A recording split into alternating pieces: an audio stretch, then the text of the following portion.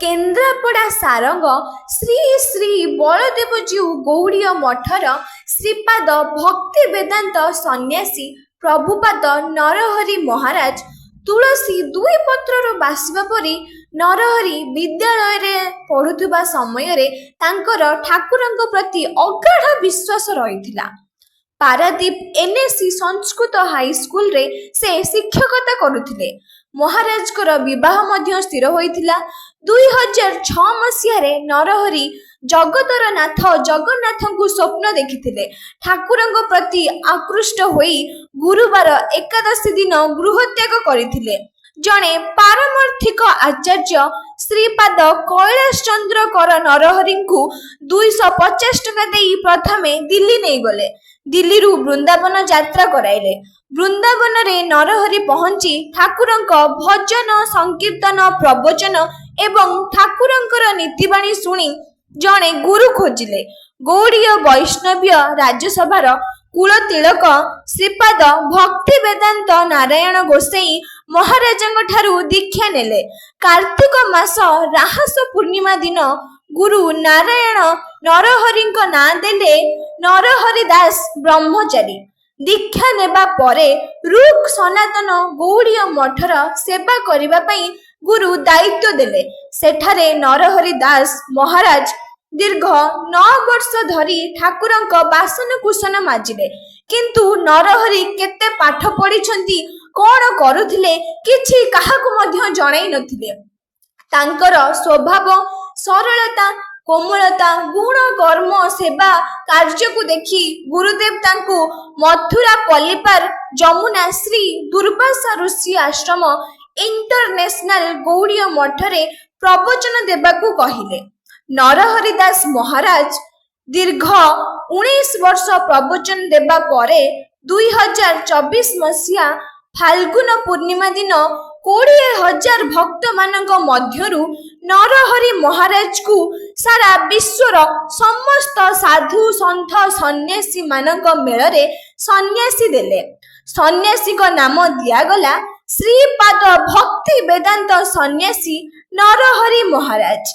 सनातन धर्मर प्रचार प्रसार करिबा पई 2010 मसीह श्रीपाद भक्ति वेदांत सन्यासी नरहरि महाराज को गुरुदेव निर्देश देले ओडिशा रे प्रचार प्रसार करिबा पई।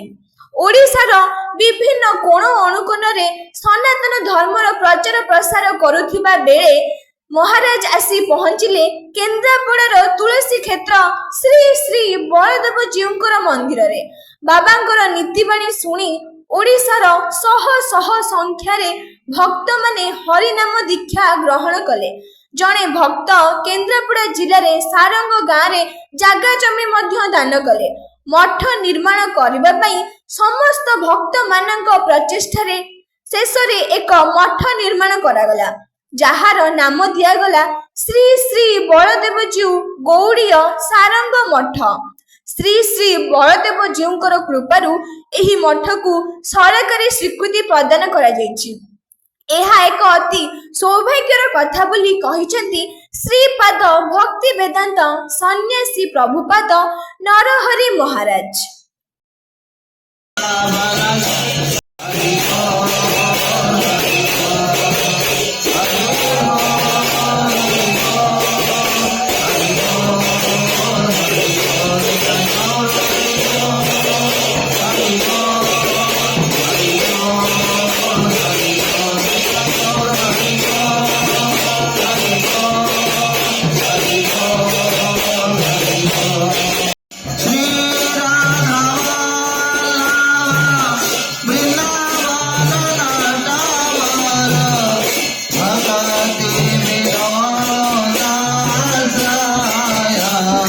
Jana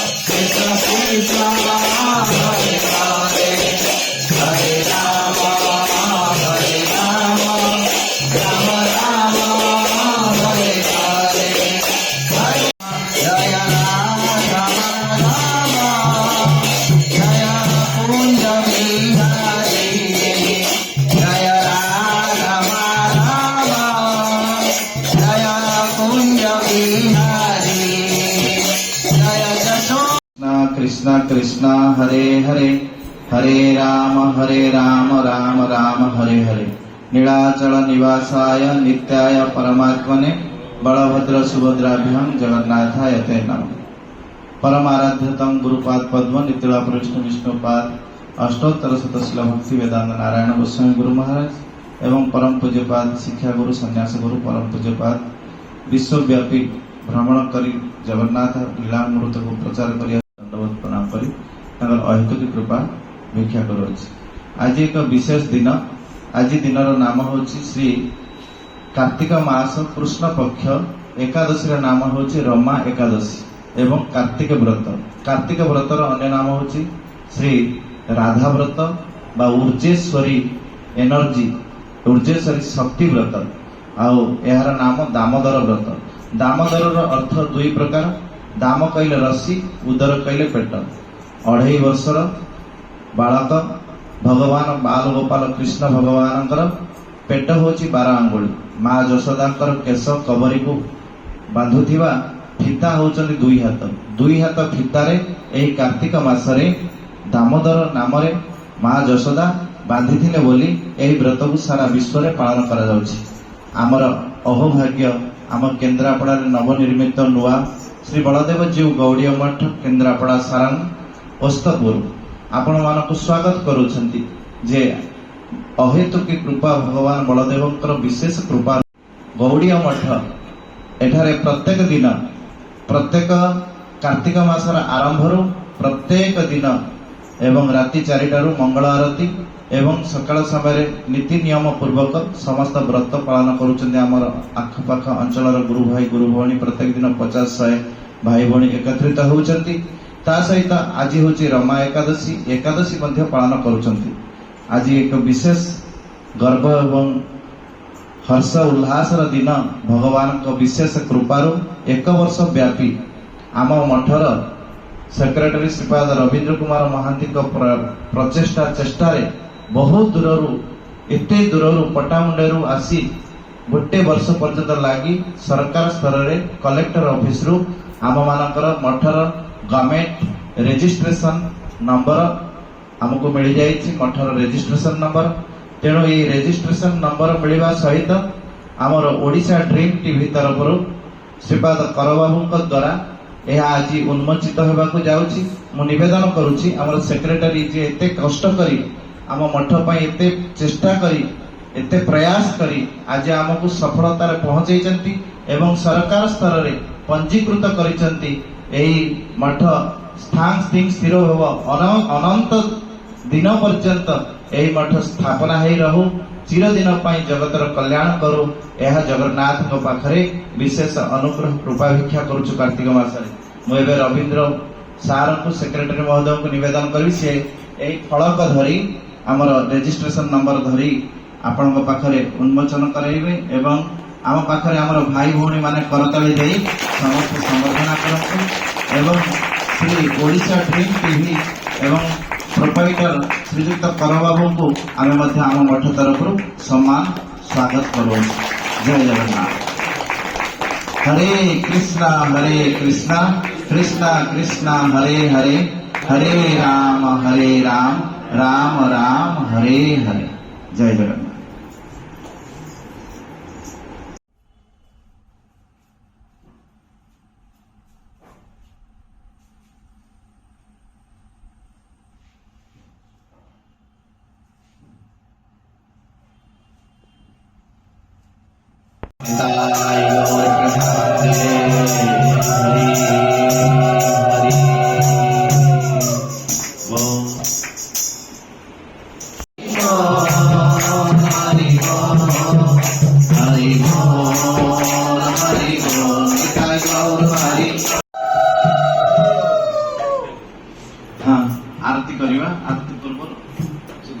से रेकर्डिंग कर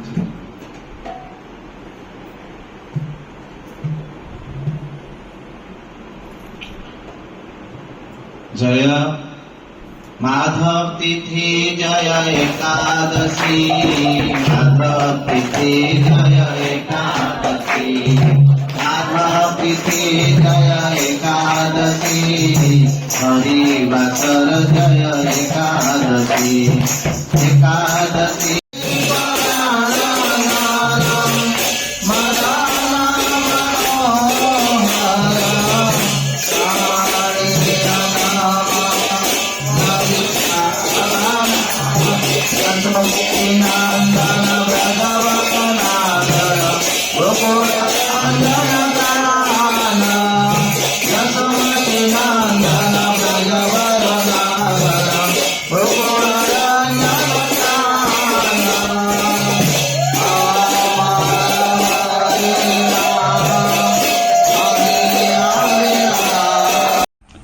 आपन ना परिचय हरे कृष्ण कृष्ण कृष्ण हरे हरे हरे राम राम राम हरे हरे मोर आध्यात्मिक पारमार्थिक शुभ नाम हूँ श्रीपाद भक्ति वेदांत सन्यासी महाराज मोर गुरुपाद पद्म जगत वरण्य नित्यलाभ विष्णु विष्णुपाद अष्टोत्तर शत श्री श्रीमशील भक्ति वेदांत नारायण गोस्वामी गुरु महाराज जी जे कि विश्वर कोणानुकोणे प्रायतः 300 कंट्री जहाँ जी श्री राधा कृष्ण एवं जगन्नाथ लीलामृत को प्रचार करी विश्वर कोणानुकोण श्री सनातन धर्म को प्रचार करि पारिछन्ति तांकरी चरण सन्निधि 2006 रे पूज्यपाद गुरुपाद पद्म मोर पारमार्थिक नाम श्रीपाद नरहरि दास ब्रह्मचारी रूप में नामित करथिले।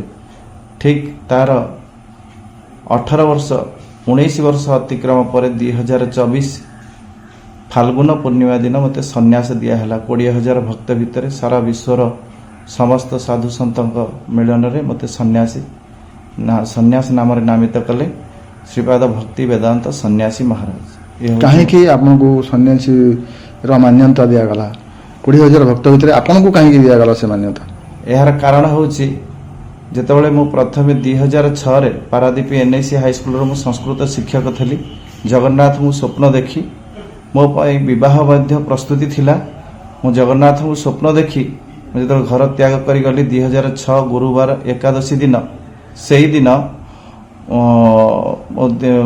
जड़े पारमार्थिक आचार्य श्रीपाद कैलाश चंद्र कर से मत 250 टंका दे मते प्रथमे दिल्ली नहीं गले दिल्ली रू वृंदावन यात्रा करैली तांकरी करुणारू मु वृंदावन धाम दर्शन करि पारली तेणु गोटे पारमार्थिक गुरु खोजिली जहाँ द्वारा मो वैराग्य आसीगला हृदय रे तेणु मु किभଳି गोटे उच्च गुरु को प्राप्त हेबी तेणु समस्त प्रवचन एवं अन्यान्य कथा को सुनी सारा पर मु निर्णय कली जे गौड़ीय वैष्णव राजसभार कुलतिलक श्रीपाद भक्ति वेदांत श्री श्रीमशील भक्ति वेदांत नारायण गोस्वामी महाराज जे होचंती शुद्ध भक्त तांकरी चरण रे सन्निधि रे जदि आश्रय नेबी ताहले मो जीवन सार्थक हो तेणु मु जेतले जाई कार्तिक मास 2006 कार्तिक मास जेतले मोर दीक्षांत करण हला महा राहस पूर्णिमा रे से दिन मोर गुरुपाद पद्म मो ना देले ब्रह्मचारी नरहरि दास ब्रह्मचारी मते गोटे मठर सेवा करिवार दायित्व देले प्रायतः 9 वर्ष मु बर्तन माजिली रूप सनातन गौड़ीय मठ सेवा कुंजरे किंतु मु केते पढ़ीची कौन काहाको किछि जणैली नाही किंतु मोर स्वभाव मो सरलता कोमलता मोर गुण कर्म स्वभाव को देखी गुरुदेव श्री मथुरा मठ मथुरा पल्लीपार जमुना सेपटे श्री दुर्वासा ऋषि गौड़ी आश्रम इंटरनेशनल मठ आपण माने यूट्यूब रे एवं सबुथरे सर्च कले पाई परिवे सेई मठ रे मते प्रवचन करिवा पई सेवार दायित्व देले तेणु मु सेठारे प्रवचन कली देशर विदेशर सबआडु भक्त माने आसंती मु सेमानको आम भारतीय संस्कृति एवं भारतीय कला स्थापत्य एवं आध्यात्मिकवाद रे राधा कृष्णकर गुण कर्म स्वभाव एवं श्री जगन्नाथ लीलामृत कही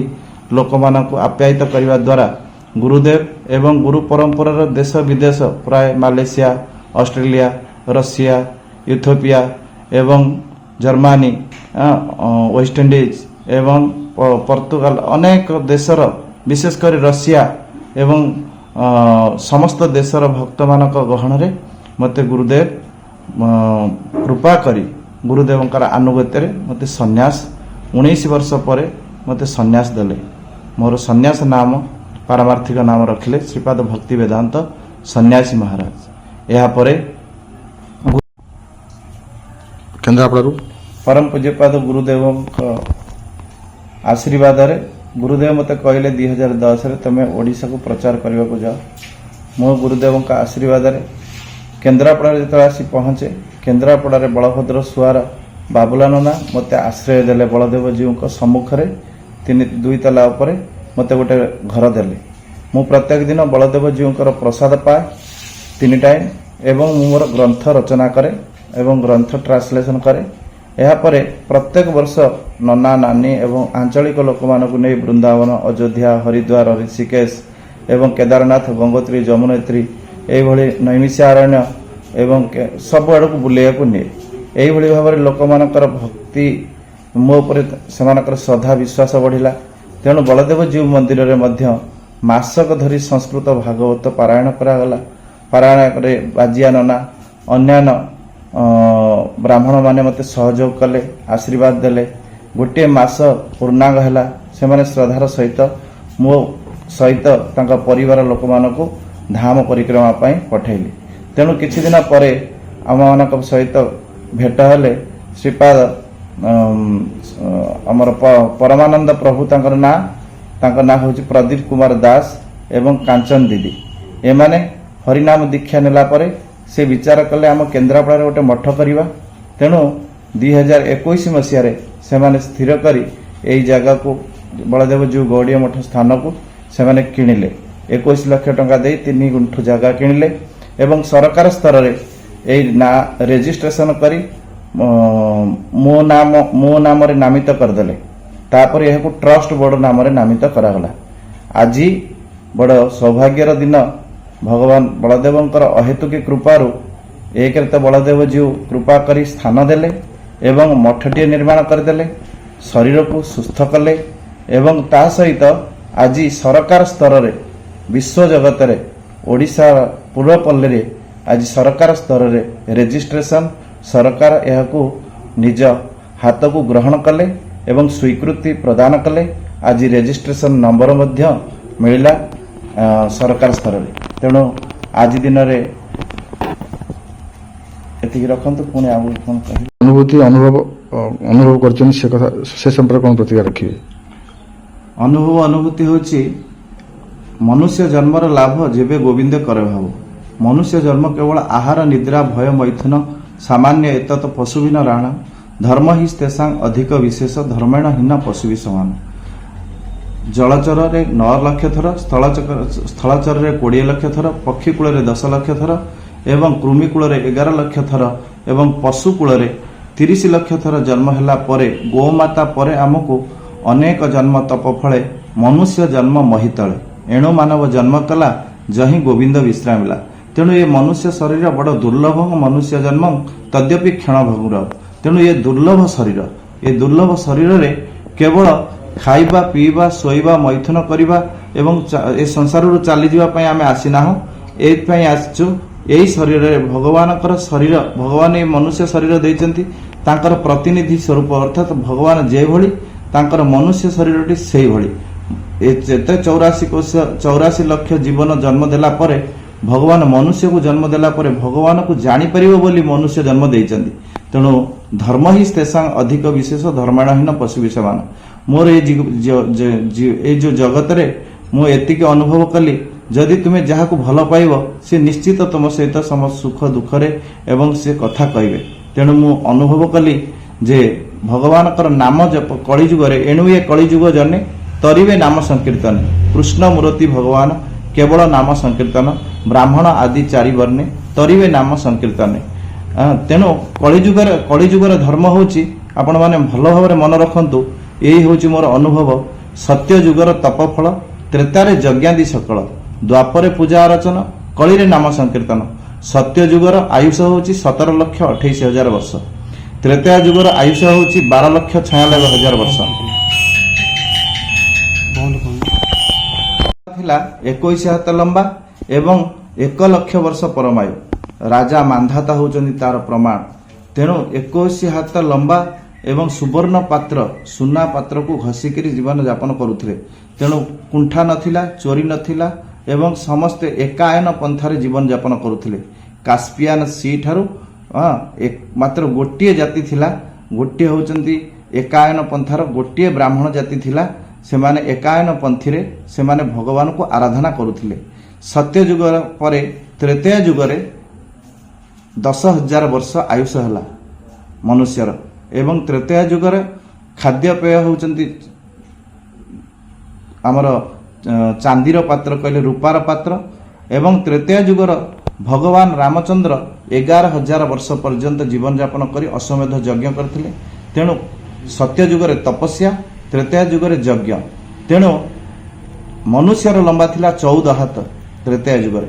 से माने राम नारायण अनंत केशव मधुसूदन नाम जप करी उद्धार होतिले। एहा परे द्वापर युग आसिला। द्वापर युगर आयुष होची 1,000 वर्ष। एही समय भगवान कृष्ण भगवान हरे मुरारे मधुकैटभारे गोविंद गोपाल मुकुंद सौरे जगेश नारायण कृष्ण विष्णु निराश्रय मांग जगदीश रक्ष यही तारक पारक मंत्र द्वारा द्वापर युगर मनुष्य माने उद्धार होतिले। द्वापर युगर मनुष्य माने एही भली भाबरे उद्धार होतिले। तेबे द्वापर युगर मनुष्यर लंबा थिला 7 हाथ एवं सत्य युगरे 14 हाथ, सत्य युगरे 21 हाथ, त्रेतया युगरे 14 हाथ, 7 हाथ होचंदी द्वापर युगर मनुष्य। तेणु द्वापर युगर मनुष्य भगवान को पाइबा पई तारक बारक नाम होचंदी हरे मुरारे मधुकैटभारे गोविंद गोपाल मुकुंद सौरे जगेश नारायण कृष्ण विष्णु निराश्रय मांग जगदीश रक्ष। कली युगर आयुष होची 21तम परिमित कल।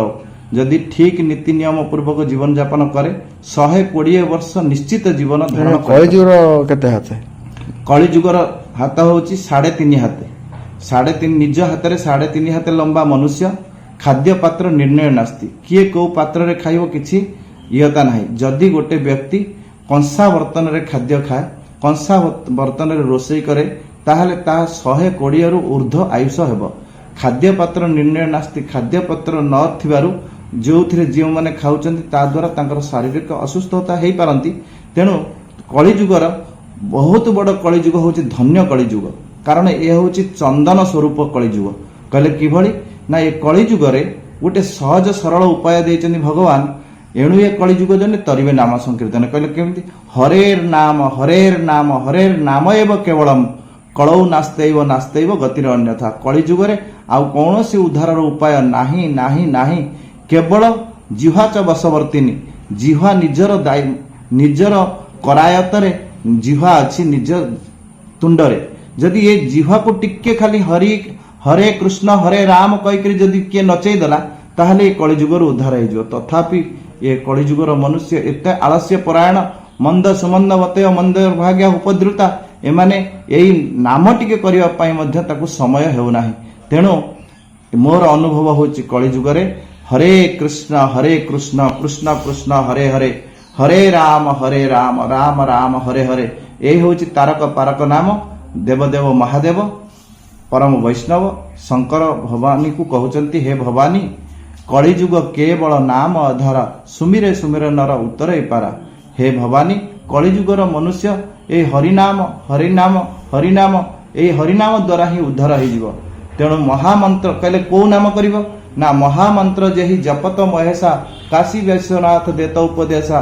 कहले काशी जो माने शरीर छाड़ती तांको कानरे देवदेव महादेव उपदेश दियंती कौन हरे कृष्ण कृष्ण कृष्ण हरे हरे हरे राम राम राम हरे हरे।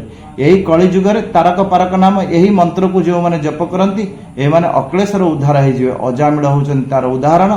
अजामिल महापापी थिले यही नामर आश्रय रे तांकर गोविंद का चरण प्राप्ति होती। तेणु मोर अनुभूति समस्त जगतवासी घरे घरे ग्रामे ग्रामे देशे देशे शहरे शहरे जो आतंक भय विपत्ति ईर्षा द्वेष छल कपट एथुरु रक्षा पाइबा पाई गोटे मात्र होची औषध हरिनाम को जदि जो माने आश्रय करिवे सेमानक भितर छंद कपट रहिबो नाही। ଭାଇଚାରା ଏବଂ ନିଜର ଦେଶ ପ୍ରୀତି ଏବଂ ମା ବାପା ମାତା ପିତାଙ୍କୁ ମାତୃଦେବ ଭବ ପିତୃଦେବ ଭବ ଅତିଥି ଦେବ ଭବ ଆଚାର୍ଯ୍ୟ ଦେବ ଭବ ଏ ଆମ ସନାତନ ଧର୍ମରେ ମାଙ୍କୁ ଦେବତା ଦେବୀ ରୂପରେ ବାପାଙ୍କୁ ଦେବତା ଦେବୀ ରୂପରେ ପୂଜା କରାଯାଏ ଏବଂ ପ୍ରଥମ ଆରାଧ୍ୟ ଦେବ ରୂପରେ ତାଙ୍କୁ ସମ୍ମାନ କରାଯାଏ। ତାପରେ ଅତିଥିଙ୍କୁ ନାରାୟଣ ରୂପରେ ସମ୍ମାନ କରାଯାଏ। ବ୍ରାହ୍ମଣକୁ ସାକ୍ଷାତ ଈଶ୍ୱର ରୂପରେ ଦେବତା ରୂପରେ ସମ୍ମାନ କରାଯାଏ। ଇଏ ହେଉଛି ଆମ ସନାତନର ଗର୍ବ ଗୌରବ। ଯେଉଁମାନେ ଏହାକୁ ଉଲ୍ଲଂଘନ କରୁଛନ୍ତି ସେମାନେ ଅସୁର ପରାୟଣ ହେଇଯାଉଛନ୍ତି, ଶାସ୍ତ୍ରକୁ ମାନୁନାହାନ୍ତି, ଗୁରୁଜନ ମାନୁନାହାନ୍ତି। ତେଣୁ କଳିଯୁଗର ଅସୁର ପ୍ରାୟ ହେଇଯାଉଛନ୍ତି। ଏଥିରୁ ରକ୍ଷା ପାଇଁ ସେଇଥିପାଇଁ ମୋର ଅନୁଭୂତିର ଜ୍ଞାନ ହେଉଛି ଆପଣମାନେ ସମସ୍ତେ ହରେ ନାମ ଜପ କରନ୍ତୁ। ହରେ କୃଷ୍ଣ କୃଷ୍ଣ କୃଷ୍ଣ ହରେ ହରେ, ହରେ ରାମ ରାମ ରାମ ହରେ ହରେ। ଏହି ମନ୍ତ୍ର ଦ୍ୱାରା ସମସ୍ତେ ଉଦ୍ଧାର ହେବେ ଏବଂ ଭଗବତ ଚରଣ ପାଇବେ, ଭୟ ଦୂର ହେବ ଏବଂ ଭଗବାନଙ୍କ ଚରଣ ପ୍ରାପ୍ତି ହେବ। ଏହା ହିଁ ସାରା ଭାରତବର୍ଷକୁ ଆପଣଙ୍କ ବାର୍ତ୍ତା। ଆଜ୍ଞା, ଏହା ହେଉଛି ମୋର ସାରା ଭାରତବର୍ଷ ପାଇଁ ଏହି ଏକମାତ୍ର ବାର୍ତ୍ତା। ଏହି ବାର୍ତ୍ତା ହିଁ ସମସ୍ତଙ୍କୁ ରକ୍ଷା କରିବ। ହରେ କୃଷ୍ଣ କୃଷ୍ଣ କୃଷ୍ଣ ହରେ ହରେ, ହରେ ରାମ ରାମ ରାମ ହରେ ହରେ। ନାମ କର ନାମ ଚିନ୍ତ ନାମ କର ସାର, ନାମ হইতে হব ভাই জগত উদ্ধার। যেই নাম সেই কৃষ্ণ ভজ নিষ্ঠা করি, নামের সহিত আছেন আপন শ্রীহরি। চৈতন্য মহাপ্রভু କହିଛନ୍ତି ଏ ଶରୀର ହେଉଛି ଗୋଟେ ଚନ୍ଦନ ବୃକ୍ଷ।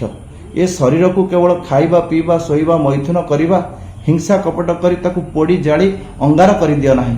ଏ ଶରୀର ଚନ୍ଦନ ହେଇଯିବ। ଏ ଜଗତଟା ହେଉଛି ଚନ୍ଦନମୟ। ଇଏ ଭଗବାନଙ୍କର ଘର, ଆମେ ହେଉଛେ ଭଗବାନଙ୍କର ସନ୍ତାନ। ତେଣୁ ଭଗବାନଙ୍କୁ ଆଶ୍ରୟ କଲେ ତମେ ସମସ୍ତେ ସୁଖରେ ରହିବ। ସର୍ବେ ଭବନ୍ତୁ ସୁଖିନ, ସର୍ବେ ସନ୍ତୁ ନିରାମୟା, ସର୍ବେ ଭଦ୍ରାଣୀ ପଶ୍ୟନ୍ତୁ, ମା କଶ୍ଚିତ୍ ଦୁଃଖ ଭାଗ ଭବେତ୍। ଏହି ହେଉଛି ମୋର ବାର୍ତ୍ତା ଜଗତବାସୀଙ୍କ ପାଇଁ। 2008 ମସିହାରେ ପରମ ପୂଜ୍ୟପାଦ ଭକ୍ତିବେଦାନ୍ତ ତୀର୍ଥ ଗୋସ୍ୱାମୀ ମହାରାଜଙ୍କ ଦ୍ୱାରା ଆମକୁ ବଙ୍ଗଳା ପ୍ରଚାର ପାଇଁ ଗୁରୁଦେବ ପଠାଇଲେ। ଯେତେବେଳେ ବଙ୍ଗଳାରେ ପ୍ରଚାର କରିବାକୁ ଯାଇଥିଲୁ ସେତେବେଳେ ଆମର ଓଡ଼ିଶା ହେଉଛି ବିଷ୍ଣୁ ଦେଶ। ଏଠାରେ ବିଷ୍ଣୁ ଉପାସନା, ଜଗନ୍ନାଥଙ୍କର ଉପାସନା, ରାଧାକୃଷ୍ଣ ଉପାସନା।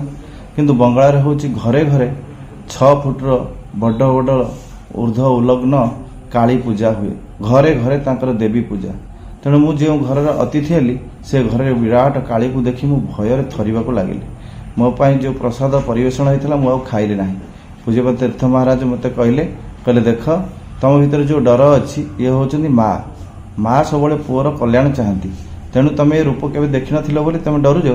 ଯେମିତି ସିଂହ ତାର ଛୁଆକୁ ସେ ଚୁମ୍ବନ କରେ ଏବଂ ଚାଟେ, ଠିକ୍ ସେମିତି ଅନ୍ୟମାନଙ୍କ ପାଇଁ ଭୟଙ୍କର, ସେମିତି ମା ସନ୍ତାନ ପାଇଁ ଭକ୍ତ ପାଇଁ ସେ କରୁଣାମୟୀ ଏବଂ ଅଭକ୍ତଙ୍କ ପାଇଁ ସେ ଭୟଙ୍କର। ତେଣୁ ମୋତେ ଏ କହିକିରି ମୋତେ ନୃସିଂହ ମନ୍ତ୍ର ମୋତେ କ'ଣ ଦେଲେ ନା ମୋ କାନରେ 108 ଥର କହିଲେ, ଉଗ୍ର ବୀର ମହାବିଷ୍ଣୁ ଜ୍ୱଳନ୍ତମ ସର୍ବତୋମୁଖମ୍ ନୃସିଂହଂ ଭୀଷଣଂ ଭଦ୍ରଂ ମୃତ୍ୟୁ ନମାମ୍ୟହଂ ଓಂ ଉଗ୍ରଦ୍ରଷ୍ଟାୟ ବିଦ୍ମହେ ବଜ୍ରନଖାୟ ଧୀମହି ତନ୍ନୋ ନୃସିଂହ ପ୍ରଚୋଦୟାତ୍। ଶ୍ରୀ ନୃସିଂହ ଜୟ ନୃସିଂହ ପ୍ରହ୍ଲାଦେଶ ଜୟ ପଦ୍ମ ମୁଖ ପଦ୍ମ ଭୃଙ୍ଗ। ଏହି ମନ୍ତ୍ରକୁ ତୁମେ ଯେଉଁଠି ଯେତେବେଳେ ପୁରସ୍ଚରଣ କରିବ ସବୁ ଭୟ ଦୂର ହୋଇଯିବ। ମୁଁ ଯେତେବେଳେ ପ୍ରଥମେ ଦୁର୍ବାସା ଋଷି ଆଶ୍ରମରେ ରହିଲି ମୋ ମୁଣ୍ଡ ଉପରେ ସାପ, ଏବଂ ଯେତେବେଳେ ରୋଷେଇ କରିବାକୁ କବାଟ ଖୋଲିଲି ସାପମାନେ ଡେଇଁ ପଡ଼ନ୍ତି ହାତକୁ। ତାପରେ ରୋଷେଇ ଶାଳାରେ ସାପ, ଆଉ ଯେତେବେଳେ ପ୍ରସାଦ ପାଇଁ ଯାଏ 3 ତାଲା ଉପରେ ପାହାଡ଼ ଉପରେ ଆମର ମଠ, ତେଣୁ ଗୋଡ଼ ଉପରେ ମଧ୍ୟ ସାପ ଗୁଡ଼ାକ ଚଢ଼ିଯାଆନ୍ତି। ଆଉ ଯେତେବେଳେ କାହିଁକି ସାପ ଆପଣଙ୍କୁ ଦଂଶନ କରନ୍ତି ନାହିଁ? ତେଣୁ ମୋ ହୃଦୟରେ ଭଗବାନଙ୍କ ପ୍ରତି ପ୍ରୀତି ଏବଂ ଭଗବାନଙ୍କ ପ୍ରତି ବିଶ୍ୱାସ ଏବଂ ହୃଦୟ ନିର୍ମଳ ହୋଇଯିବା ଦ୍ୱାରା ଚେତୋ ଦର୍ପଣ ମାର୍ଜନ। ଚୈତନ୍ୟ ମହାପ୍ରଭୁ କହିଛନ୍ତି ହରିନାମ କରୁ କରୁ ଯେତେବେଳେ ଚିତ୍ତରୂପୀ ଦର୍ପଣ ମାର୍ଜନ ହୋଇଯାଏ, ନିର୍ମଳ ହୋଇଯାଏ, ସେତେବେଳେ ଭଗବାନଙ୍କର ରୂପ ଦର୍ଶନ ହୁଏ। ସେତେବେଳେ ସମସ୍ତ ଜଗତ ସନ୍ତୁଷ୍ଟି ହୋଇଯାଆନ୍ତି, ହିଂସା ଦ୍ୱେଷ ଆଉ ରହେ ନାହିଁ। ତେଣୁ ମୁଁ ଭାବିଲି ଗୁରୁଦେବଙ୍କର ଯେଉଁ ମନ୍ତ୍ର ପାଇବା ଦ୍ୱାରା ଯେଉଁ ଗୋପାଳଙ୍କୁ ସ୍ୱପ୍ନରେ ଦେଖିଥିଲି, ବୋଧହୁଏ ଗୋପାଳଙ୍କର କୃପା ନୃସିଂହଦେବଙ୍କର କରୁଣାରୁ ଏମାନେ ମୋତେ ଆଉ ସର୍ପମାନେ କାଟୁନାହାନ୍ତି, କାରଣ ସର୍ପଙ୍କ ଭିତରେ ମଧ୍ୟ ଭଗବାନ ଅଛନ୍ତି, ଦଂଶନ କରୁନାହାନ୍ତି ଆଉ ଦଂଶନ କରୁନାହାନ୍ତି। ତେଣୁ 100 ଥର କି 200 ଥର ମୁଁ ଅତି କମରେ ସାପମାନଙ୍କ ସହିତ ଗହଣରେ ଆମେ ଜୀବନ ବିତେଇଛୁ। ପାହାଡ଼ରେ ତ ହିମାଳୟରେ କେହି ନଥିବେ, ତେଣୁ ପାହାଡ଼ ଉପରେ ସାପ ଚଢ଼ିଗଲେ ଗୋଡ଼ ଉପରେ କି ଯଦି ଥଣ୍ଡା ଲାଗନ୍ତି, ସାପଙ୍କର ଶରୀର ପୁରା ଥଣ୍ଡା, ହାତରେ ଗୁରେଇ ହେଇଯାନ୍ତି ଛୋଟ ଛୋଟ କଲିଏଟ ସାପ। ତେଣୁ ସେମାନେ କହନ୍ତି କାଟିଲା କି? ମୁଁ କହିଲି ନାଇଁ, ମୋତେ କାଟି ନାହାନ୍ତି। ତେଣୁ ଏଇଭଳି ଭୟ ହୁଏ ନାହିଁ। ଏଇଭଳି ଭାବରେ ମୁଁ ଜାଣେ ଯେ ଭଗବାନଙ୍କର ନାମ ଭଜନ କଲେ, ଭଗବାନଙ୍କୁ ପୂଜା କଲେ, ହିଂସା ଦ୍ୱେଷ ଛାଡ଼ିଦେଲେ ଏଠାରେ କେହି, ଏ ଜଗତ ହେଉଛି ଅମୃତମୟ, ଏ ଜଗତ ହେଉଛି ଚନ୍ଦନମୟ, କେବଳ ଆମେମାନେ ହେଉଛୁ ବିଷଧର। ତେଣୁ जदि आमे भगवान को भल पाइबा जगत आम पाई अमृतमय चंदनमय हेब एथिरे विश्वास रखा उचित। आउ भयर कारण होची गुरुदेव कहते जी बारंबार भूल करे जी अपवित्र रहे से मानक भय आसे भयरु दुर्बलता आसे। तेणु ये शरीर रे चारि प्रकार भय अछि भ्रम प्रमाद विप्रलिप्सा कर्णपाटव। जी भी मर्त्य जगत रे जन्म होईची ताको ये चारिटा दोष भोगिया पड़े। भ्रम कहले साप नुहे रसी रसीटा राति रे बाड़े हो गले आमको सर्प भलिया भ्रम हम ये एक भ्रम। प्रमाद कहले टिके टिके कथार कलिजुगर मनुष्य मंद सुमंद मतय मंद भाग्या उपद्रुता हरि को भजन को भूली जो माने अलसुआ होइजिवे खाइबी पिबी शोइबी खटरे काहेकि जीवी काकरटारे अर्थात मनीष जीवनटा केवल कोईला कर दउछन सोई सोई जीवनटा को नष्ट कर दउछन। तेणु तापर कहते भ्रम प्रमाद विप्रलिप्सा कहले कौन जड़े जन को अन्य को खाली ठकिबारे व्यस्त कारण भगवान को जो माने भूली जाती तांको भितर दया न थाए। तेणु से अन्य मान को ठकिबा कष्ट दबा एगुड़िक परपीड़न करती किंतु हरि चरण में आश्रय नेले दया क्षमा पवित्रता एगुड़िक गुण गुड़िक प्रभावित हुए। तापर भ्रम प्रमाद विप्रलिप्सा करण पाठक कहले इंद्रिय मानकर अपटुता इंद्रिय मानकर अपटुता समस्त आज जो कर्णरे जो नेत्र जो शरीर रे तेज अच्छी आमे बहुत देखि पारछु सुनि पारछु कहि पारछु किछि समय पर किछि दिन पर ए इंद्रिय माने सब दुर्बल हो जिवे।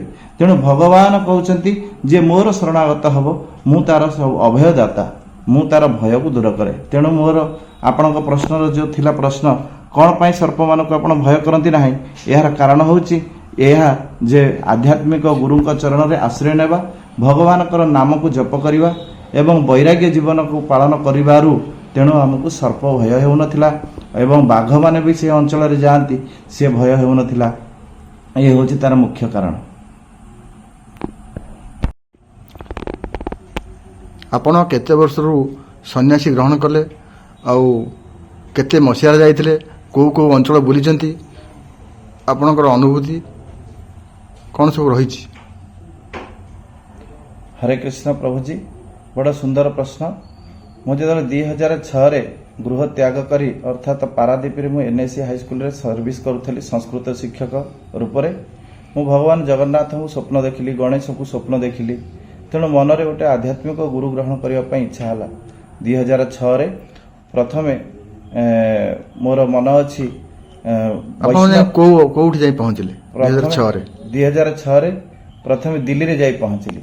दिल्ली रे मते जणे कैलाश कर होचंती हमर पटामुंडी रा से कृपा करिकरी मते वृंदावन नेकरी गले। वृंदावन नेकरी गला परे वृंदावन आपण के भेट होंती? वृंदावन रे मु जाई भेट होली रूप सनातन गौड़ीय मठ सेठारे हमर परम पूज्यपाद रसानंद प्रभु जी वर्तमान श्रीधर महाराज भक्ति वेदांत श्रीधर महाराज से सारा विश्व सारा जाउचंती आ उच्च कोटिर शुद्ध वैष्णव तांको अनुगत्य मुझे पहुंचली। से मते कहले गुरुदेव भक्ति वेदांत नारायण गोस्वामी महाराज पाखरु तुमे दीक्षा ग्रहण करिवो। तेणु मु अपेक्षा कली कार्तिक मासरे दीक्षा ग्रहण कली। तेणु कार्तिक मासरे दीक्षा ग्रहण कला परे किछि भक्त माने मते श्रद्धार सहित सारा भारत बुलेया पई इच्छा कले। आपण सारा भारत रो को अंचल को स्थान सब बुलचन? प्रथमे राजकिशोर बाबू जने दिल्ली रे से मते नै जाइथिले वैष्णव देवी 2006 रे। वैष्णव पर केते दिन रहिलो? हां वैष्णव देवी का पाखरे आमे 2 दिन रहिलो। तापरे वैष्णव देवी का पाखरु हमको बाघा बॉर्डर अगस्त 14 दिन पाकिस्तान आउ इंडिया केते मसिया से 2006 रे पाकिस्तान इंडिया जतले गेट खोला जाए बाघा बॉर्डर मु तांको दर्शन करी तापरे आमे जाइकरी रहिली कोउठी ना ऋषिकेश भेरंट बाबा जने आध्यात्मिक गुरु से होजने रामानंदी रामानुजाचार्य गंगा कूल मु तांकरी पाखरे रहीगली 6 मास सेठार रही ठाकुरंकर प्रसाद हनुमानकर प्रसाद पाइली। सी मते 250 टंका देकरी मते हिमालय छाड़िले। तेणु जिते भोक करे हिमालय गंगा पानी को पी दिए एवं जितेबाला अधिक क्षुधा लगे सेतबले हिमालय किसी गछर चेर जार चेर को आमे जदि फुटेकरी पानी करी पिया जीव ताहले आ क्षुधा लागिवो नाही। तेणु मुझे भेरंड बाबा पाखरु सेठिकी मध्य बाघ आसंती। तेणु बहुत बड़ घंच जंगल पहाड़ ଆଉ ସେଟା ହେଉଛି ଯୋଉଠି ସମୁଦ୍ର ମନ୍ଥନ ହୋଇଥିଲା ସେ ହେଉଛି ନୀଳକଣ୍ଠ ପାଖାପାଖି, ନୀଳକଣ୍ଠେଶ୍ୱର ପାଖାପାଖି। ତେଣୁ ସେଠି ବାଘ ଆସନ୍ତି ଗଙ୍ଗା ନଦୀରେ ପାଣି ପିଇବା ପାଇଁ। ତେଣୁ ସମସ୍ତେ ସେଠିକି ଯାଇକି ରହିପାରନ୍ତି ନାହିଁ। ମୁଁ ଗଙ୍ଗା ନଦୀ କୂଳରେ ରହିଲା ପରେ ତାପରେ 2006 ଅଗଷ୍ଟ ମାସରେ ଯାଇ ପହଞ୍ଚିଲି କୋଉଠି ହିମାଳୟରେ ସେତେବେଳେ ପାଖରେ କିଛି ନଥାଏ, ଗୋଟିଏ କୌପିନ ଏବଂ ଗୋଟିଏ କଦଳରେ ଗୋଟେ ଦିନ ବିତିଯାଏ। ବଦ୍ରୀନାଥଙ୍କୁ ଦର୍ଶନ କରେ।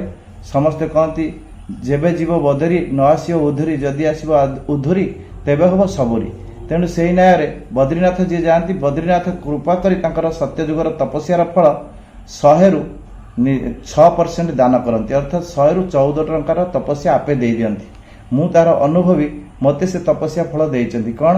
ମୋ ଉପରେ ସାପ ଡେଇଁ ଯାଆନ୍ତି, ସାପ ଉଡ଼େଇ ହେଇଯାଆନ୍ତି, ସେମାନେ ସାପ କାଟନ୍ତି ନାହିଁ। ତେଣୁ ଯେଉଁମାନଙ୍କର ହିଂସା ନଥାଏ, ଛନ୍ଦ ନଥାଏ, କପଟ ନଥାଏ, ତେଣୁ ସେମାନଙ୍କର ସେନ୍ସିଟିଭ୍ ପାୱାର ଅଛି, ସେମାନେ କାଟନ୍ତି ନାହିଁ। ସେଠି ତ ରୋଷେଇବାସ ଖାଇବା ପିଇବା ମିଳିବା ବଡ଼ କଷ୍ଟ ହିମାଳୟରେ।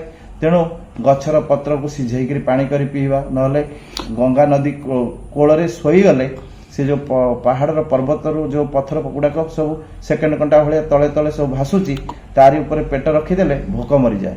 ଆଉ ପୁରା ପତଳା ଶରୀର। ସେତେବେଳେ ମୋତେ 2027, ଅର୍ଥାତ୍ ମୋତେ 27 ବର୍ଷ ବୟସ। ସେହି ସମୟରେ ବଦ୍ରୀନାଥ, କେଦାରନାଥ, ଗଙ୍ଗୋତ୍ରୀ, ଯମୁନୋତ୍ରୀ ଏବଂ ଉତ୍ତର ଭାରତ, ପୂର୍ବ ଭାରତ, ଦକ୍ଷିଣ ଭାରତ, ଭାରତର ସବୁ ସ୍ଥାନ କେବଳ କୁମାରିକାକୁ ଛାଡ଼ିଦେଇ ଆଉ ସବୁ ସ୍ଥାନ ଭାରତର ଗୁରୁଦେବଙ୍କ କୃପାରୁ ମୁଁ ଭ୍ରମଣ କରିଛି। ଏପରି ଏକ ବିଷାକ୍ତ ସର୍ପ ଯେଉଁମାନଙ୍କୁ କାମୁଡ଼ିଲେ ସେ ମରିଯାଆନ୍ତି, ସେ ଆପଣଙ୍କ ଗୋଡ଼ରେ ଗୁଡ଼େଇ ହେଇଯାଆନ୍ତି ଆଉ ଆପଣଙ୍କୁ ଦଂଶନ କରନ୍ତି ନାହିଁ, ଚୋଟ ମାରନ୍ତି ନାହିଁ, ଏସବୁ କାହା ପାଇଁ ହେଇଛି? ଆପଣ କାହାକୁ ଶ୍ରେୟ ଦେବେ? ଆପଣ କ'ଣ କହିବେ? କେମିତି ଏସବୁ ସମ୍ଭବ ହେଲା? ମୁଁ ଯେତେବେଳେ ଦୀକ୍ଷା ନେଲି ଗୁରୁଦେବଙ୍କ ପାଖରୁ, ଦୀକ୍ଷା ନେବାର 15 ଦିନ ପରେ ମୁଁ ଠାକୁର ଗୋପାଳଙ୍କୁ ସ୍ୱପ୍ନରେ ଦେଖିଲି। ଗୋପାଳ ମୋତେ କହୁଛନ୍ତି, ବାବା मुझे भूख लग रहा है, वो बाबा जी जो भोग लगाया वो अच्छा भोग नहीं लगाया, तीता लग रहा है, आप मुझे भोग खिलाओ, प्रसाद खिलाओ। मु ये कथा को गुरुदेव को कहवा परे गुरुदेव बहुत खुशी होई कले समस्त को दीक्षा देला समय दास्य भक्तिटा को दिया जाए, किंतु तुमर वात्सल्य भक्ति रे तमे एंट्री होइछ। तेणु तमे जेबे जहा किछि पाइबो भगवान कृष्ण को विश्वास करी, नृसिंह देव को विश्वास करी तमे कोन करिवो ना ये प्रसाद देव। मु थरे जेतବେଳେ डरीगली, छाती थरिला, प्रथम बंगला प्रचार रे पूज्यपाद तीर्थ महाराज द्वारा 2008 रे केमिति ठाकुरଙ୍କର रीति अग्नि पूजा करा जाउछ।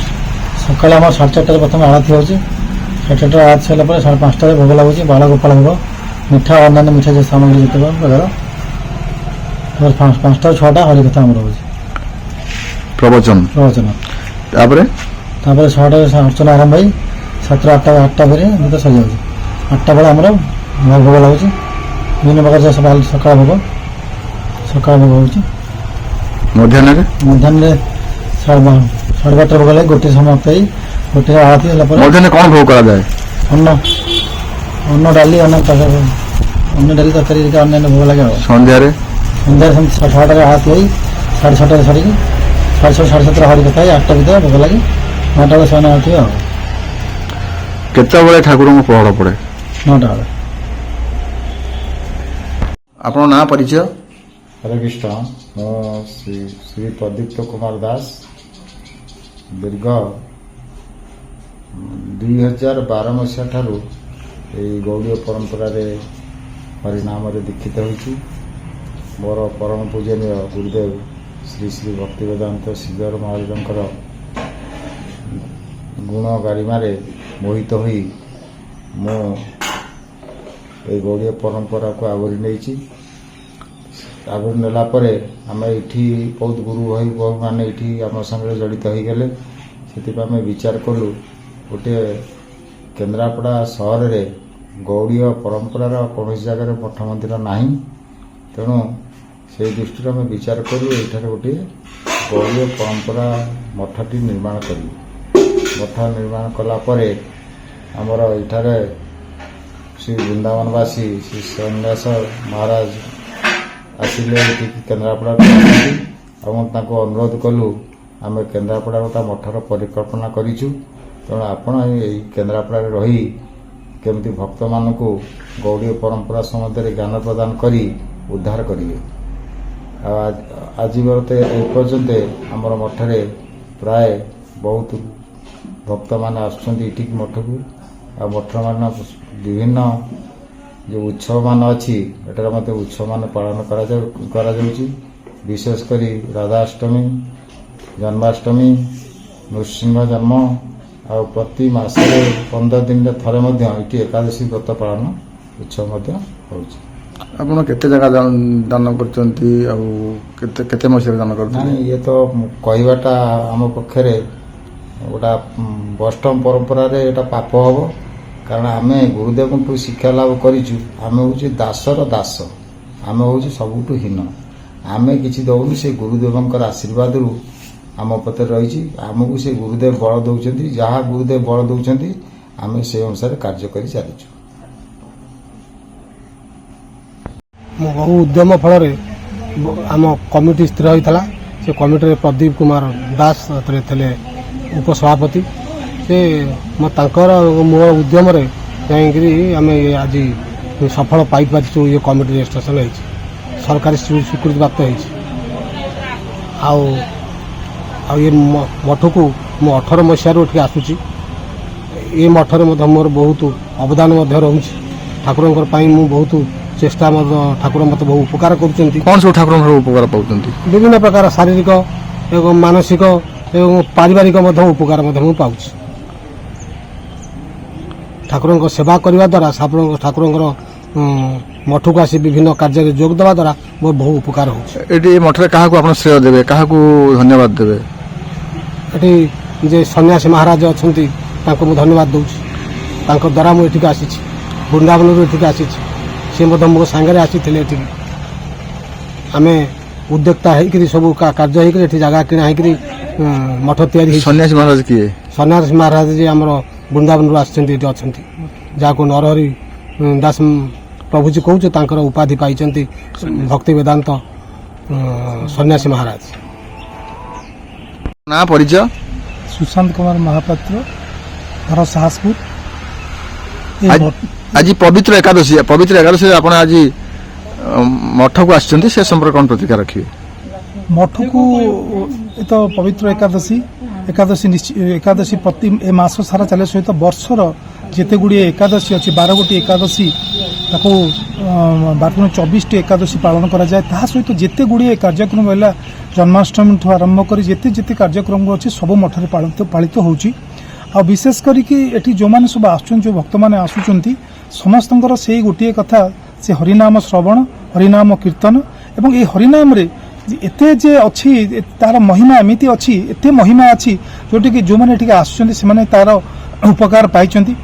ମାନସିକ ସ୍ତରରେ ହେଉ, ପାରିବାରିକ ସ୍ତରରେ ହେଉ, ସାଂସାରିକ ସ୍ତରରେ ହେଉ, ଯେକୌଣସି ସ୍ତରରେ ଆପଣ ଥାଆନ୍ତୁ, କ'ଣ ସବୁ ଉପକାର ପାଇଛନ୍ତି? ମୋ ଶରୀର ଏକଦମ ଖରାପ ଥିଲା, ମୋ କିଡନୀ ଖରାପ ଥିଲା ଏବଂ ସେହି ସମୟରେ ମୁଁ ଆସିଥିଲି, ପ୍ରଭୁଜୀଙ୍କୁ ଦର୍ଶନ କରିକି ଗଲି। ପ୍ରଭୁଜୀ ମୋତେ ଆଶୀର୍ବାଦ କରିଥିଲେ, ତୁମେ ଯାଅ, ଭଲରେ ଭଲରେ ତୁମର। ଆଜ୍ଞା, ପ୍ରଭୁଜୀ କିଏ? ନରହରି ଦାସ ମହାରାଜ, ମଠର ମହନ୍ତ। କୁହନ୍ତୁ। ଏବଂ ଯେଉଁମାନେ ସମସ୍ତେ ଆସୁଛନ୍ତି ସମସ୍ତେ ସେଇ ପ୍ରଭୁ କୃପା ଲାଭ କରୁଛନ୍ତି। ଏବଂ ଯାହାର ଯୋଉ ସମସ୍ୟା, ଶାରୀରିକ ସମସ୍ୟା ତ ବହୁତ ଲୋକଙ୍କର ଅଛି, ପାରିବାରିକ ସମସ୍ୟା ଅଛି, ସବୁ ସମସ୍ୟାକୁ ସେଇ ଭଗବାନ ବିଭିନ୍ନ ବାଟରେ ସବୁ ସମାଧାନ କରୁଛନ୍ତି। ଏବଂ ଆମର ମଧ୍ୟ ସେ ଯେଉଁ କଥା ମୁଁ ଆପଣଙ୍କୁ କହିଛି, ମୋର ମଧ୍ୟ ଶରୀରର ସମସ୍ୟା ଥିଲା, ଯେଉଁ ସମସ୍ୟା କି ମୁଁ ପ୍ରଭୁଜୀଙ୍କୁ ଜଣାଇଥିଲି ଏବଂ ପ୍ରଭୁଜୀ କହିଥିଲେ ତୁମେ ଯାଅ, ଆଉ ମୁଁ ତୁମକୁ କହୁଛି ତୁମେ ଗଲାବେଳେ ସେଇ ପ୍ରଭୁଙ୍କ ନାମ ନେବ, ଆଉ ଯେଉଁ ନାମରେ ତୁମର ସବୁକିଛି ଶରୀର ଆରୋଗ୍ୟ ହେବ। ଏବଂ ମୋର ମଧ୍ୟ ଶରୀର ଆରୋଗ୍ୟ ହେଇଛି। ଏବଂ ମୁଁ ମଧ୍ୟ ଏଇ ଆପଣଙ୍କ ମିଡ଼ିଆ ମାଧ୍ୟମରେ କହିବାକୁ ଚାହେଁ ଯେ ହରିନାମରେ ସବୁ ଅଛି। ଆପଣ ନାଁ ପରିଚୟ? ଆମ ନାଁ ଲାଲୁ ପ୍ରସାଦ ପ୍ରଧାନ, ଆମ ଘର ବ୍ରହ୍ମପୁର, କେନ୍ଦ୍ରାପଡ଼ା। ଆପଣ ସୁଦୂର ଦୂର ବ୍ରହ୍ମପୁର ଅଞ୍ଚଳରୁ ଆସିଛନ୍ତି।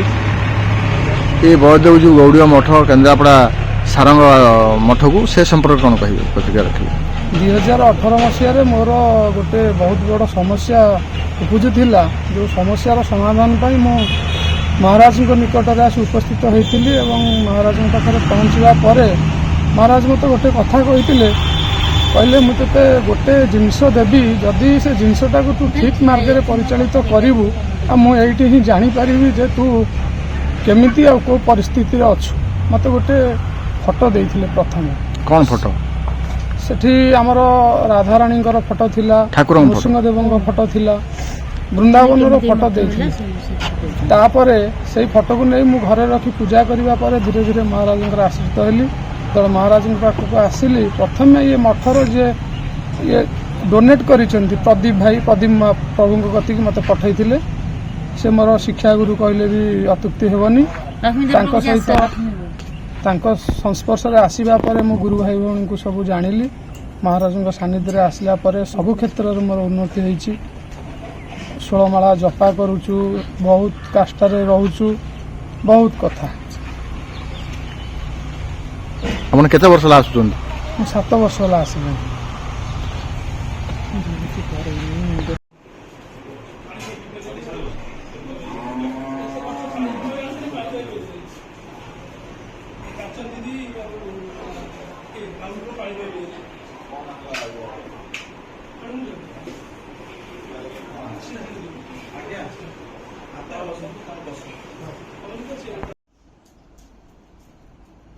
ଏବଂ କାଞ୍ଚନ ଦିଦି ଆମେ ଏ ବଳଦେବଜୀଉ ଗୌଡୀୟ ମଠର ପାରମାର୍ଥିକ ମାତା ପିତା, ଯାହାଙ୍କ ସ୍ୱପ୍ନରେ ଏହି ଏକାଦଶୀ ତିଥିରେ କାଞ୍ଚନ ଦିଦି, ଯାହାଙ୍କୁ ଆପଣ ଦକ୍ଷିଣ ପାର୍ଶ୍ୱରେ ଦେଖୁଛନ୍ତି, ତାଙ୍କ ପ୍ରୟାସ ଚେଷ୍ଟାରେ 2018 ମସିହାରେ ସେ ଭ୍ରମଣ କରି କରି ଏହି ଜାଗାକୁ ସ୍ଥିର କରିଥିଲେ। ଏବଂ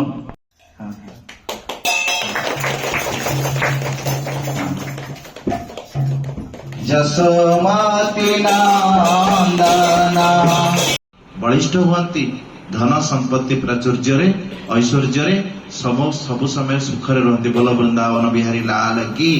ତେଣୁ ଯୁଧିଷ୍ଠିର ମହାରାଜକୁ ଭଗବାନ କୃଷ୍ଣ କହୁଛନ୍ତି, ହେ ନୃପଶ୍ରେଷ୍ଠ,